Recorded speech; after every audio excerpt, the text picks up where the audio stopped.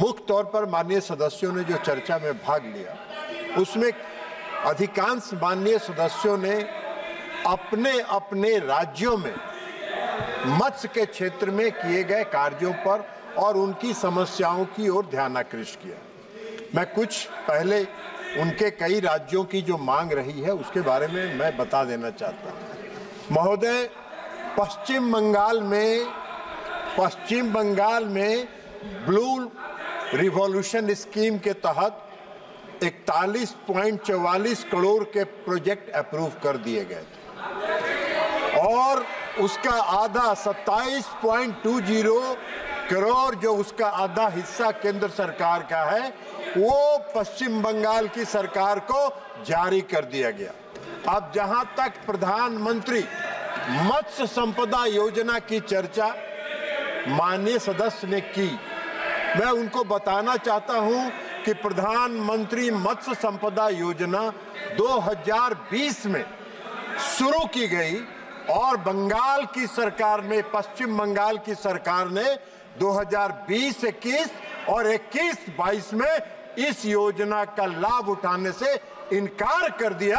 उसके कारण उनको लाभ नहीं मिल पाया।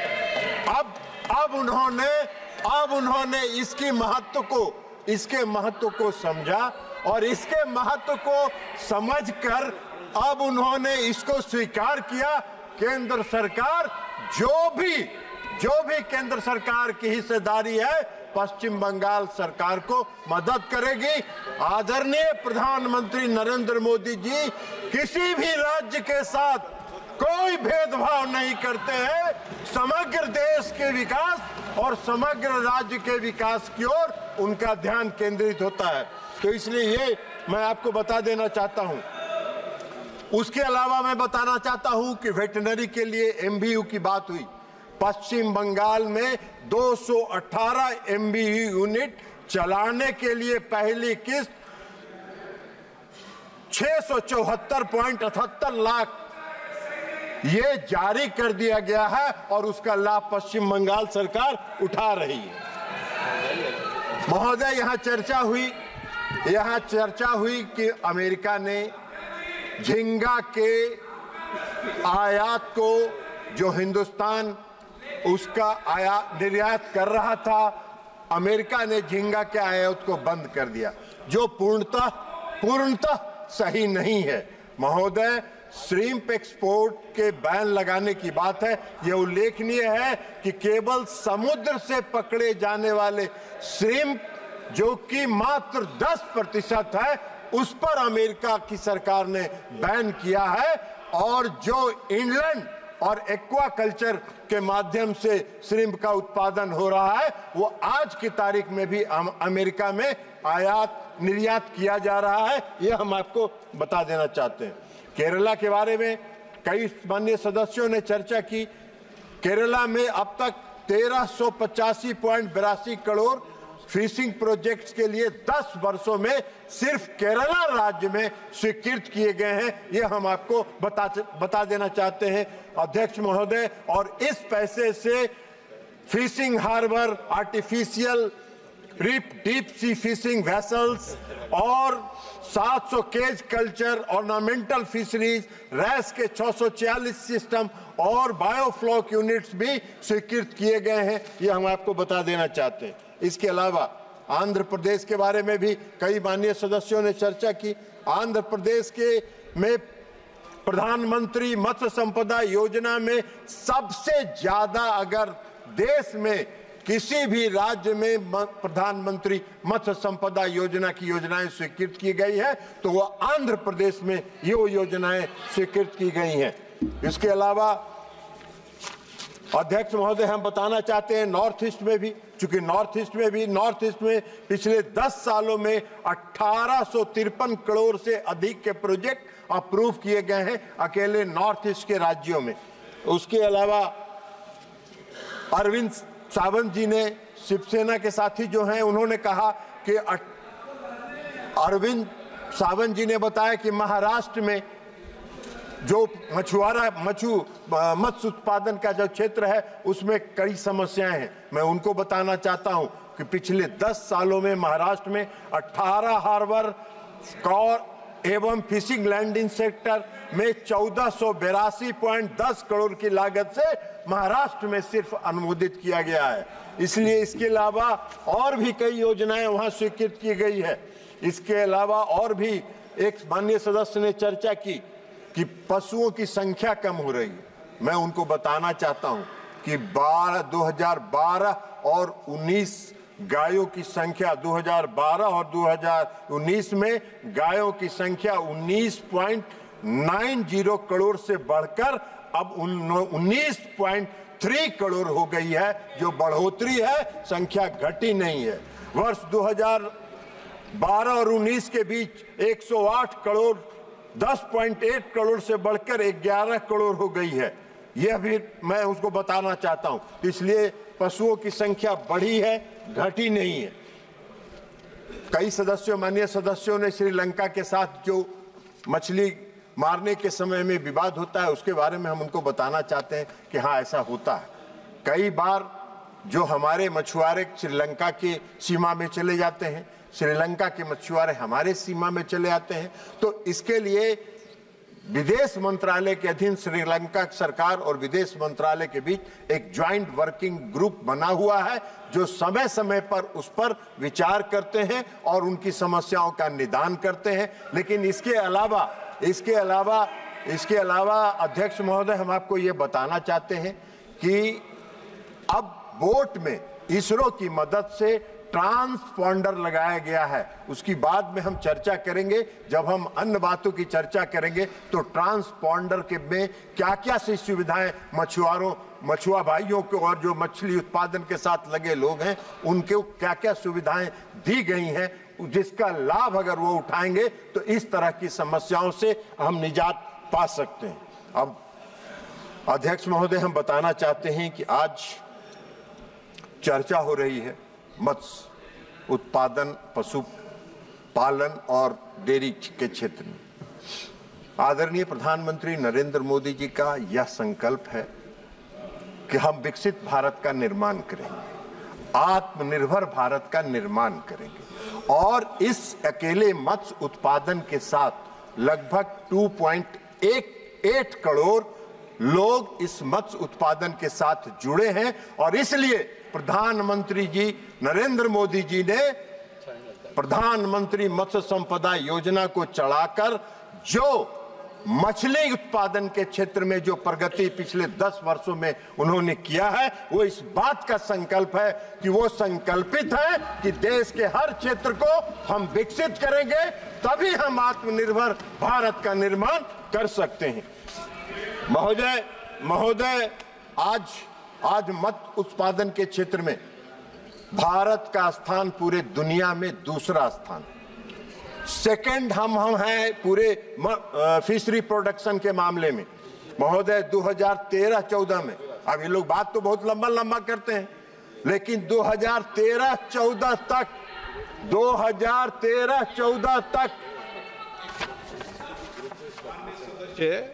आप पहली बार चुन के आए हो, बैठे बैठे टिप्पणी मत करो। माननीय मंत्री जी, नो, ये ठीक नहीं है। माननीय मंत्री जी,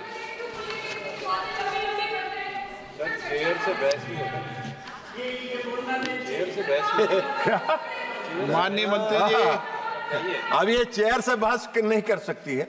अब अध्यक्ष महोदय, हम बता रहे हैं कि 2013-14 में हम इनकी बात नहीं कर रहे हैं, हम इनको आईना दिखा रहे हैं कि आपने क्या किया 2013-14 तक। 60 साल तक आजादी के बाद आपने शासन किया और एक मत्स्य उत्पादन के क्षेत्र में आपने काम नहीं किया। और प्रधानमंत्री नरेंद्र मोदी जी ने 10 वर्षों में जो काम करके दिखाया वो हम आपको आईना दिखाना चाहते हैं। 2013-14 में इस देश का मत्स्य उत्पादन 95.7 लाख टन था। 13-14 तक, जब तक ये शासन में थे, 95.7 लाख टन था, जो बढ़कर 23-24 में 174.45 लाख टन हो गया। 10 वर्षों में आदरणीय प्रधानमंत्री नरेंद्र मोदी जी के नेतृत्व वाली सरकार ने मत्स्य उत्पादन के क्षेत्र में जो काम किया, उत्पादन दोगुना हो गया।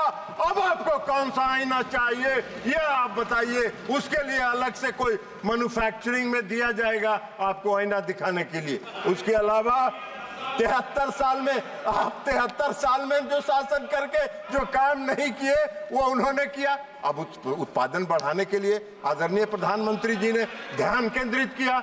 ये एक बड़ा क्षेत्र था जहां 3 करोड़ लोग इस क्षेत्र के साथ जुड़े हुए थे और इसलिए उन्होंने इस क्षेत्र पर ध्यान केंद्रित किया और ध्यान केंद्रित करके उन्होंने जो योजनाएं चलाई उसका ये परिणाम है। कई लोग चर्चा कर रहे थे, सबसे बड़ा उसका जो कारण है कि आदरणीय प्रधानमंत्री जी ने 2019 में फरवरी में मत्स्य उत्पादन को विभाग बनाया और जून में 2019 के जून में उसके साथ डेयरी और पशुपालन को जोड़ने का काम किया। उसके कारण आज हमारा 2015 से 38,572 करोड़ रुपए की नई योजना और कार्यक्रम जो उन्होंने चलाया, उसके कारण आज हमारा उत्पादन पूरा बढ़ा है मत्स्य उत्पादन के क्षेत्र में। महोदय, जो आज हम मत्स्य उत्पादन कर रहे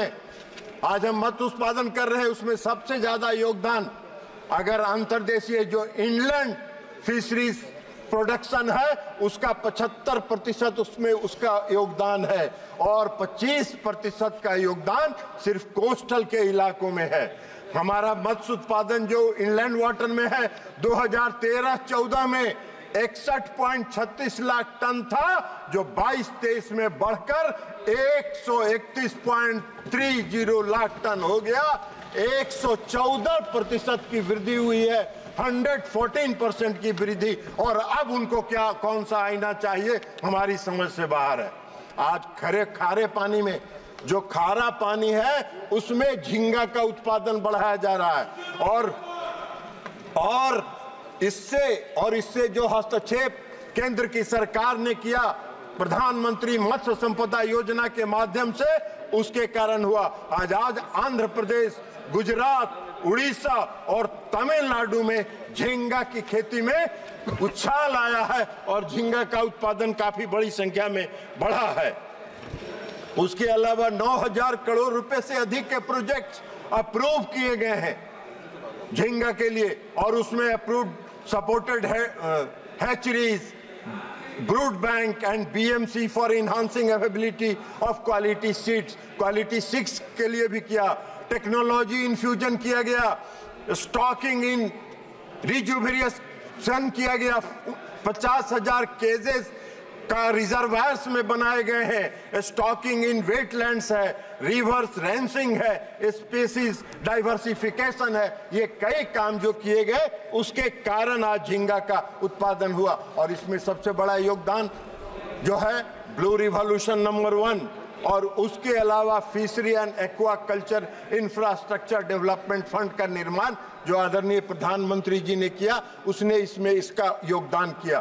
प्रधानमंत्री मत्स्य संपदा योजना, प्रधानमंत्री मत्स्य किसान समृद्धि सह योजना और किसान क्रेडिट कार्ड की फैसिलिटी जो फिशरीज उत्पादन के साथ जुड़े हुए मछुआरे हैं, मत्स्य उत्पादन के साथ जुड़े हुए जो किसान हैं, उनके लिए किसान क्रेडिट कार्ड की जो उन्होंने सुविधा उपलब्ध कराई, उसने मछली के उत्पादन में उछाल लाने का काम किया। इन नीतिगत निर्णयों के कारण ही व्यापक पहुंच हुआ, लोग इसके साथ बड़ी संख्या में जुड़े और उसके जुड़ने के कारण फिशरी के सेक्टर में जो प्रोडक्शन बढ़ा उसका आज ये है। और आज अध्यक्ष महोदय, हम आपको बताना चाहते हैं कि आज हम 60,000 करोड़ से ज्यादा का एक्सपोर्ट कर रहे हैं। उसमें 60,000 से ज्यादा करोड़ रुपए का आज हम मछली का उत्पादन निर्यात कर रहे हैं, एक्सपोर्ट कर रहे हैं और विदेशों में भेज रहे हैं। हम 2013-14 में भी ये बात कर रहे थे।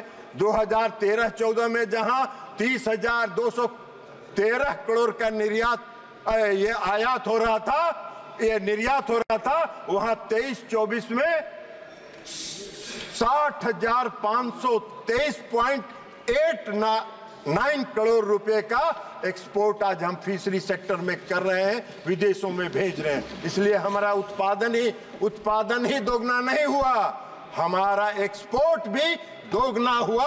और ये आदरणीय प्रधानमंत्री नरेंद्र मोदी जी के 10 वर्षों के शासनकाल की उपलब्धि है।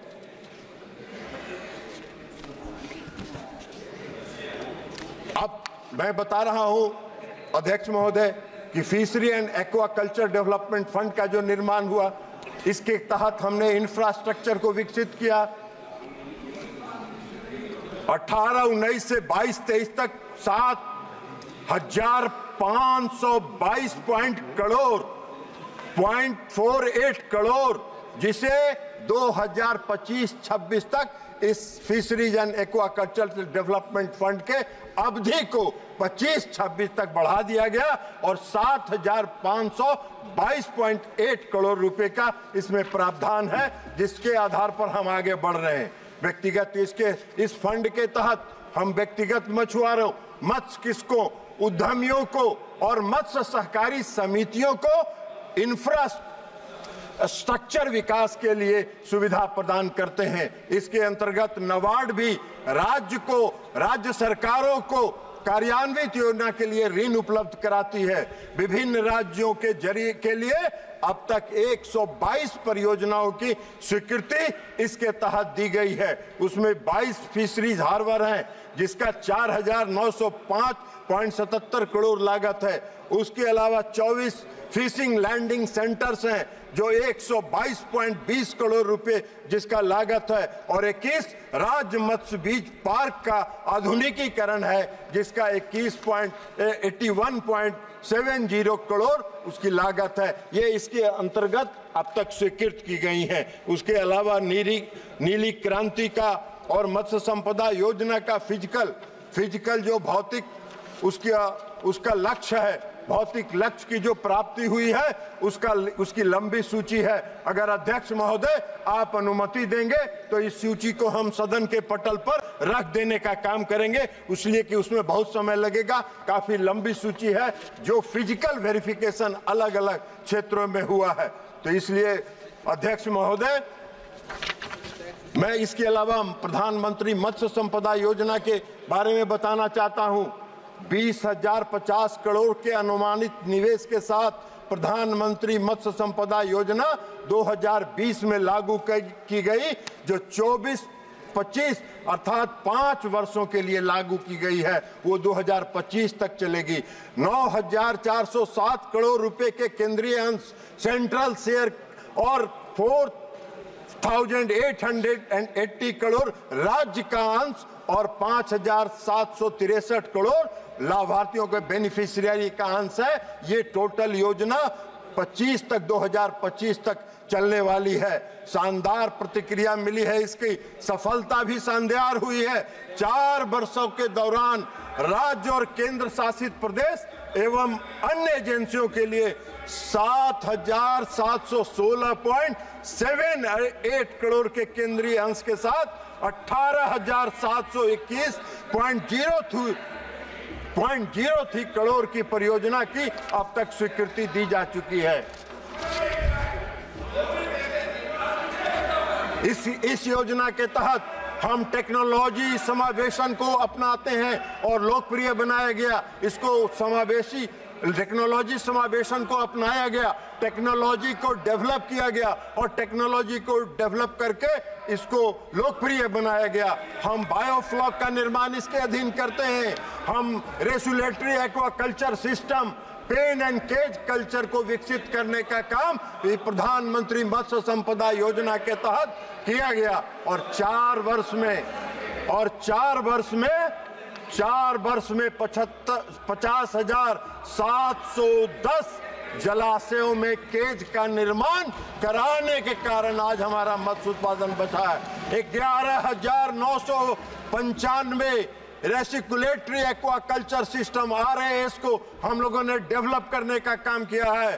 बायोफ्लोक और पेन सी केजेस को की भी स्वीकृति दी गई, जिसमें उत्पादन और उत्पादकता को बढ़ाकर उसकी लागत को कम करने का काम प्रधानमंत्री मत्स्य संपदा योजना के तहत किया गया है।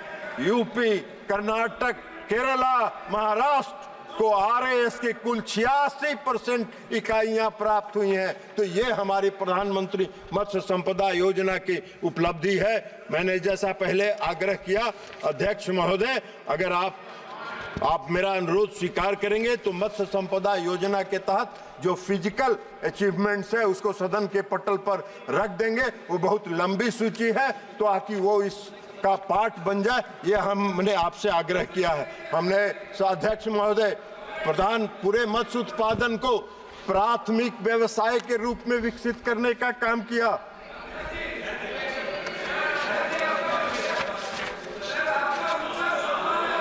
प्राथमिक व्यवसाय के रूप में हमने इसको विकसित करने का काम किया।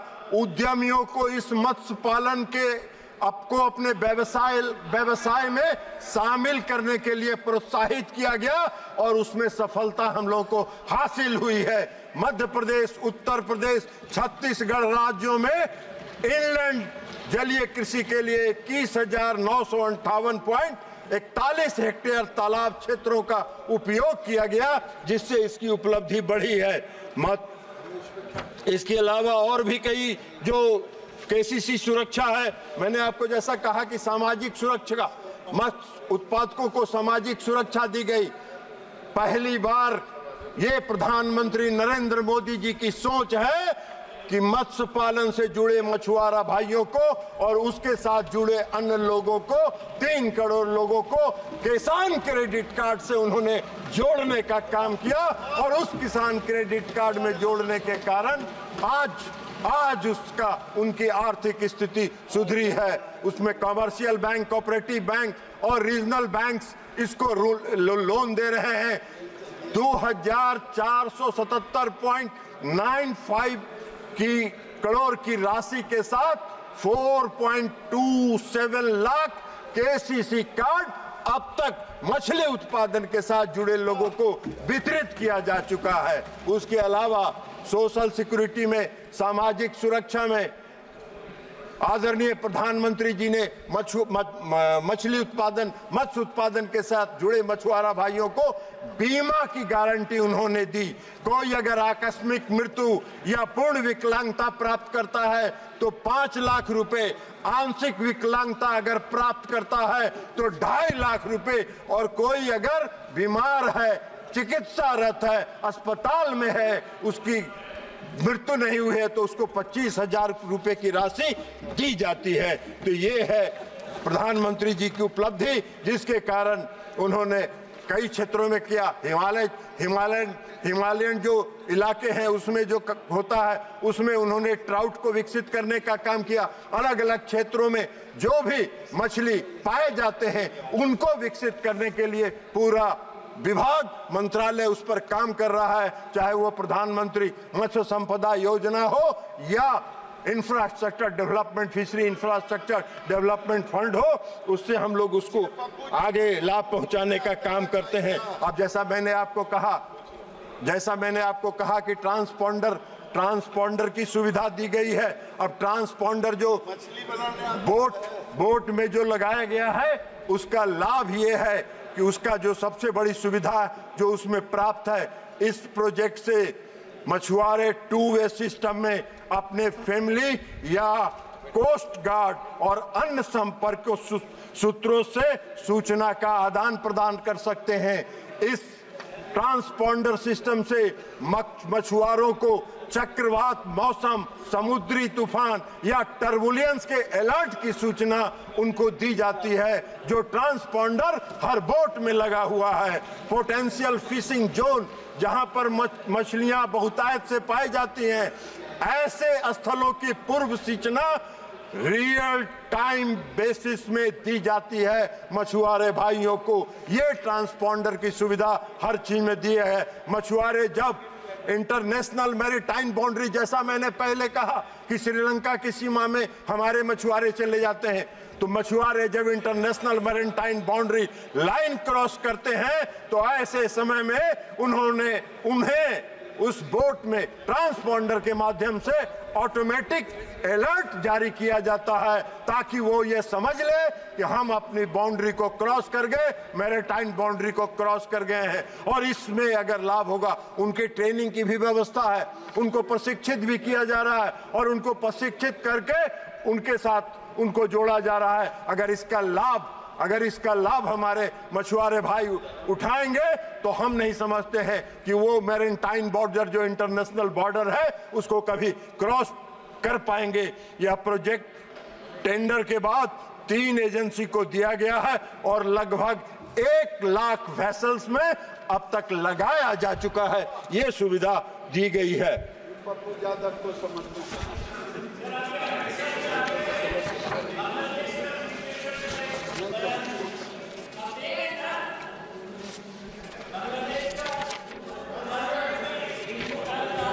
इसके अलावा अध्यक्ष महोदय, मैं आपको बताना चाहता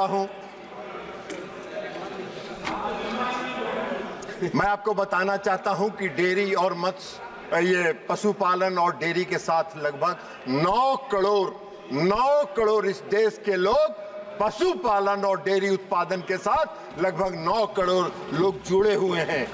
90% इस 9 करोड़ में 90% लोग छोटे हैं, सीमांत किसान हैं और गरीब वर्ग के लोग हैं जो इस पशुपालन और डेयरी के उससे जुड़े हुए हैं। और इसके अलावा इनका जो उत्पादन मूल्य जो है वो लगभग 11.16 लाख करोड़ है, जो एग्रीकल्चर सेक्टर में अगर आप धान और गेहूं के पूरे को जोड़ लें मूल्य को, उससे ज्यादा है। 11.16 करोड़ रुपया इसमें उनका उत्पादन मूल्य है, तो इसलिए 9 करोड़ जुड़े। और उसके अलावा जो डेयरी के साथ और पशुपालन के साथ जो अन्य संस्थाएं जुड़ी हुई हैं, उनको अगर हम जोड़ लें तो लगभग 12 करोड़ से ज्यादा लोग इस डेयरी और पशुपालन के क्षेत्र से लोग देश में जुड़े हुए हैं। और कुल डेयरी का जो उपयोग का आकार है वो लगभग 17 लाख करोड़ है। और महोदय, मैंने बताया कि मत्स्य उत्पादन के क्षेत्र में हमारा दुनिया में दूसरा स्थान है, लेकिन डेयरी उत्पादन के क्षेत्र में आज हम पूरे विश्व में नंबर 1 पर हैं। हम नंबर 1 पर हैं। 9 वर्ष के अंदर आदरणीय प्रधानमंत्री नरेंद्र मोदी जी की सरकार के नेतृत्व में जो सरकार है, उसने 9 वर्षों के अंदर 58% की वृद्धि की है। 58% की वृद्धि की है। 2014-15 में जब आदरणीय प्रधानमंत्री जी नरेंद्र मोदी जी ने यहाँ गद्दी संभाली थी, उस समय 146.3 मिलियन टन था दूध का उत्पादन, जो 22-23 में बढ़ के 230.6 मिलियन टन हो गया है। 6% की वृद्धि हम प्रति वर्ष कर रहे हैं। दुनिया का औसत वृद्धि, अध्यक्ष महोदय, हम आपको बताते हैं, पूरे ग्लोबल दुनिया का जो औसत वृद्धि है वो 2% है और इस देश की वृद्धि 6% है। ये हमारी उपलब्धि है। हमारा दूध की जो हमारी उपलब्धता है, 9 वर्ष के अंदर 43% हमारा दूध की उपलब्धता बढ़ा है। 14-15 में 322 ग्राम प्रति व्यक्ति था, जो 22-23 में बढ़कर 459 ग्राम प्रति व्यक्ति हो गया है। ये हमारी उपलब्धि है। ये आदरणीय प्रधानमंत्री नरेंद्र मोदी जी की सरकार की उपलब्धि है। लेकिन अब इनको नहीं दिखता है, तो इनको कौन सा आईना चाहिए, ये हम लोग की समझ से बाहर है। अब जो डेयरी के क्षेत्र में और पशुपालन के क्षेत्र में जो विकास हुआ, उसका सबसे बड़ा कारण है कि आदरणीय प्रधानमंत्री नरेंद्र मोदी जी ने राष्ट्रीय गोकुल मिशन चलाया, और उस मिशन की सफलता है कि आज हम इस ऊंचाइयों तक विश्व के सामने खड़ा हुए हैं। और इसमें कई कार्यक्रम हैं। हम इसमें कई सदस्य बोल रहे थे नस्ल सुधार की बात। हम आपको बताना चाहते हैं अध्यक्ष महोदय कि देसी गांव के भी नस्ल के सुधार पर सरकार का राष्ट्रीय गोकुल मिशन में कार्यक्रम चल रहा है और हम लोग उस पर आगे बढ़ रहे हैं। राष्ट्रव्यापी कृत्रिम गर्भाधारण को भी हम लोग आगे बढ़ा रहे हैं और इसके पीछे हम लोग आर्टिफिशियल इंसेमिनेशन के कार्यक्रम को आगे बढ़ा रहे हैं, जिसमें दो चीज मुख्य तौर पर है। एक सेक्स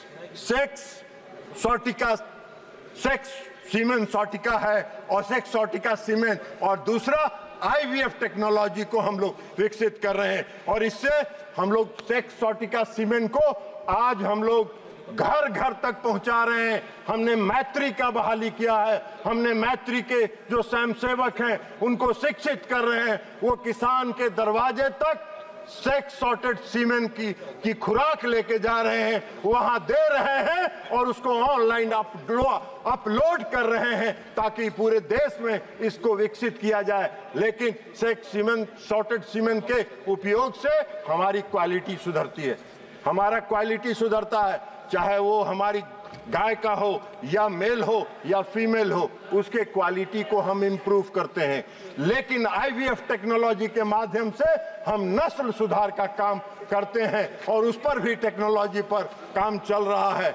90% हम लोग सेक्स सॉर्टेड सीमेन में सफलता हासिल किए हैं। और जिन कई माननीय सदस्यों ने ये चर्चा की, आवारा पशुओं की चर्चा की, आवारा पशुओं का मुख्य कारण यही है कि हमारे जो मेल जो चाइल्ड होते हैं, जो बछड़ा होता है, उस बछड़ा का उपयोग कुछ दिन तक लोग करते हैं, उसके बाद उसको सड़क पर छोड़ देते हैं। अगर हम लोग सेक्स सॉर्टेड सीमेन के माध्यम से अगर उनके क्वालिटी को हमने इंप्रूव कर दिया तो आवारा पशुओं पर भी हम नियंत्रण करने का काम कर सकेंगे। इस पर हम लोग काम कर रहे हैं। आईवीएफ की भी टेक्नोलॉजी हम डेवलप कर रहे हैं। आईवीएफ का जो इंजेक्शन है वो कॉस्टली है आज की तारीख में अध्यक्ष महोदय, वो लगभग 3 शॉट्स में 20,000 रुपए उसका कॉस्ट आता है। लेकिन एनडीडीबी ने, नेशनल डेयरी डेवलपमेंट बोर्ड ने उसको भी विकसित, उस पर रिसर्च किया और उसको भी 20,000 से घटाकर अब उनका मानना है कि वो टेस्ट में है और टेस्ट अगर सफल हुआ तो 10 से 11,000 12,000 के अंदर हमको आईवीएफ का इंजेक्शन मिल जाएगा और तब 5,000 केंद्र सरकार उसमें अनुदान देती है, सब्सिडी देती है और तभी सभी किसान अफोर्डेबल होंगे और तब हमारे जो पशु हैं उनका जो नस्ल सुधार होने का काम होगा। आईवीएफ एक ऐसी टेक्नोलॉजी है जिस टेक्नोलॉजी के माध्यम से 7 पीढ़ी तक हम जब सुधार नहीं कर सकते, लेकिन एक आईवीएफ टेक्नोलॉजी से एक शॉट, अगर एक बार 3 शॉट्स दिया गया तो एक पीढ़ी में हम उस नस्ल का सुधार कर सकते हैं। ये उसकी विशेषता है। आज हमारे यहाँ हमारे देश में भी आदरणीय प्रधानमंत्री नरेंद्र मोदी जी की नेतृत्व वाली जो सरकार है, उसने 22 आईवीएफ लैब हमारे देश में आज कार्यरत है और वो सप्लाई कर रहे हैं। लेकिन चूंकि उसका कीमत ज्यादा है, हर किसान तक और डेयरी और पशुपालन के क्षेत्र में जो लोग हैं वो सीमांत हैं, छोटे हैं, गरीब हैं, तो वो सब अफोर्डेबल नहीं है उसका कीमत। लेकिन हम लोग उस पर काम कर रहे हैं। प्रधानमंत्री नरेंद्र मोदी जी के नेतृत्व वाली सरकार उस पर भी काम कर रही है। हम कटिबद्ध हैं कि सस्ते दर पर इस देश के लोगों को आईवीएफ टेक्नोलॉजी के इंजेक्शन को भी उपलब्ध कराएं। हम मैत्री की बात हमने कही, मैत्री को जो सेक्स सीमेन सॉर्टेड और आईवीएफ की सुविधा के लिए जो हम उपलब्ध कराते हैं, उसके लिए हमने जो आर्टिफिशियल इंसेमिनेशन कार्यक्रम के तहत मैत्री के लोगों को किया। 90 दिन का उनका ट्रेनिंग देते हैं और 90 दिन के ट्रेनिंग के देने के बाद उनको हम वहां भेजते हैं। अब आपको दूध का उत्पादन जो होता है, सबसे बड़े जो डेयरी के उत्पादन के क्षेत्र में और पशु के उत्पादन के क्षेत्र की जो समस्या है, उसमें जो टोटल उत्पादन हमारा होता है उसमें 37% का खपन खपत अध्यक्ष महोदय, स्थानीय स्तर पर जो उत्पादन करने वाले लोग हैं वो अपने घरों में दूध का उत्पादन करके 37% का खपत वो करते हैं। 63% संगठित और असंगठित क्षेत्र में दूध का उत्पादन जाता है, लेकिन डेयरी उत्पादन के लिए 63% में 68% ऐसा उत्पादन है जो अनऑर्गेनाइज सेक्टर में जाता है। हमारा प्रयास है, आदरणीय प्रधानमंत्री नरेंद्र मोदी जी के नेतृत्व में हमारा प्रयास है कि हम पूरे असंगठित क्षेत्र को संगठित क्षेत्र में परिवर्तित करें ताकि दूध उत्पादन के साथ जुड़े लोगों का विकास हो सके।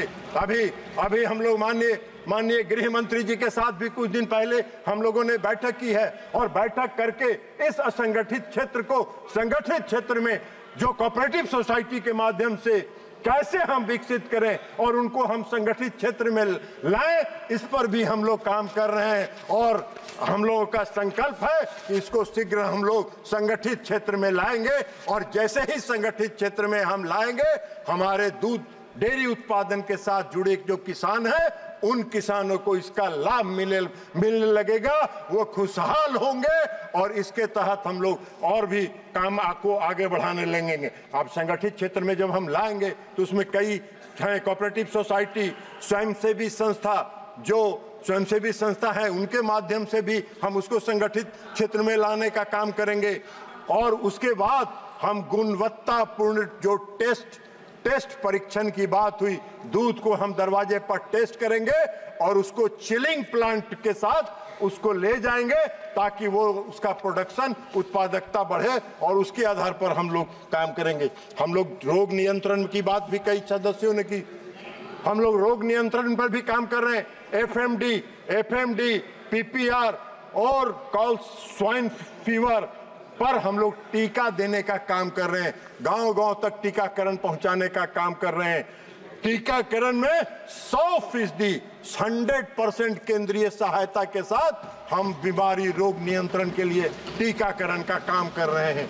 एफएमडी में हमारा प्रयास है, आप कई सदस्यों ने बात की, कोई सदस्य बोल रहे थे कहीं से, उन्होंने कहा कि गाय का मांस हमारा देश एक्सपोर्ट नहीं करता है, हमारा देश बीफ मीट एक्सपोर्ट करता है। ये आप जान लीजिए, अपने आप को करेक्ट कर लेने का काम करिए। हम बुफालो मीट का एक्सपोर्ट करते हैं, गाय के मांस का नहीं उपयोग करते हैं। ये आप लोग करते हैं और अभी कई लोग चर्चा कर रहे थे ये आपका धंधा है, हम लोग इस काम को नहीं करते हैं, नहीं तो चोरी छुपे भी कर रहे होंगे, आप समझिए। इसलिए हम लोग एमवीयू मोबाइल वैन भी हम दे रहे हैं लोगों को। हमारा 21-22 और 22-23 में 4,340 MVU वाहन आज हम विभिन्न राज्यों को दे चुके हैं। 21 राज्य में आज भी 3,165 MVU चालू स्थिति में है और इससे जो लाभान्वित किसान हुए हैं MVU की सुविधा के साथ, वो 41 लाख किसान इससे अब तक लाभान्वित हुए हैं और लाभान्वित पशुओं की संख्या 86 लाख है। 86 लाख पशु अब तक इससे लाभान्वित हो चुके हैं।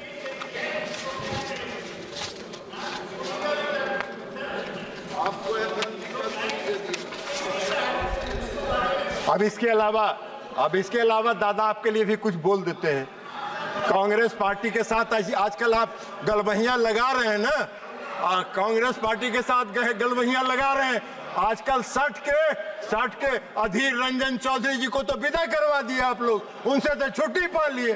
तो आज आप ही लोगों के इस दबाव का परिणाम है। तो आजकल जो 60 साल तक कांग्रेस पार्टी ने इस देश में शासन किया और 13 करोड़ लोगों की चिंता नहीं किया, 13 करोड़ की चिंता नहीं किया, तो ये 3 करोड़ लोगों की चिंता कहां से करते। तो इसलिए आदरणीय प्रधानमंत्री नरेंद्र मोदी जी ने जो संकल्प लिया है विकसित भारत बनाने का, उन्होंने भी 3% लोगों की चिंता की, 3% लोगों की भी चिंता की। पशुपालन के साथ और डेयरी के साथ जुड़े 12 करोड़ लोगों की भी चिंता की, क्योंकि उनका मानना है कि जब तक इनका उत्थान हम नहीं करेंगे तब तक हम विकसित भारत का निर्माण नहीं कर पाएंगे।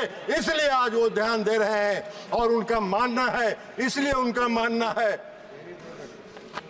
कि जनता के प्रति समर्पण भाव से काम करिए।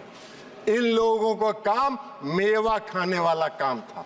ये लोग 60 साल तक मेवा खा रहे थे और आदरणीय प्रधानमंत्री नरेंद्र मोदी जी जनता की सेवा कर रहे हैं और जनता की सेवा कर रहे हैं, इसलिए उनका संकल्प पूरा हो रहा है। इसलिए आप किसी क्षेत्र में, जिस क्षेत्र में कहिएगा उस क्षेत्र में आप नहीं कोई सफलता प्राप्त कर सके। हाँ, एक क्षेत्र में आपने सफलता जरूर प्राप्त की है कि पूरे 60 साल में अगर घोटालों की गिनती की जाए तो नंबर लग जाएगा, लंबा लाइन लग जाएगा। इसमें आपने सफलता जरूर हासिल किया। देश के विकास में आपकी कोई उपलब्धि नहीं है, देश के विकास में आपका कोई योगदान नहीं है। देश के विकास में अगर योगदान है तो यशस्वी प्रधानमंत्री नरेंद्र मोदी जी का, जिन्होंने 10 वर्षों में करके दिखा दिया कि समर्पण भाव के साथ, देश की सेवा के भाव के साथ अगर कोई भी काम का बीड़ा उठाया जाए तो उसको लक्ष्य तक पहुंचाया जा सकता है। और हम सबको विश्वास है कि विकसित भारत बनाने का, आत्मनिर्भर भारत बनाने का जो उनका संकल्प है, जिस संकल्प के साथ वो चल रहे हैं, अगले 5 साल में हम तीसरे नंबर पर आ जाएंगे आर्थिक स्थिति में और 2047 में हम विकसित राष्ट्र के साथ पूरे दुनिया के सामने सिर उठाकर खड़ा रहेंगे। आप भी पीछे से लाइन में लग जाइएगा हम लोगों के साथ, यही आग्रह और अपील करते हुए अध्यक्ष महोदय बहुत बहुत धन्यवाद, आपने अवसर दिया।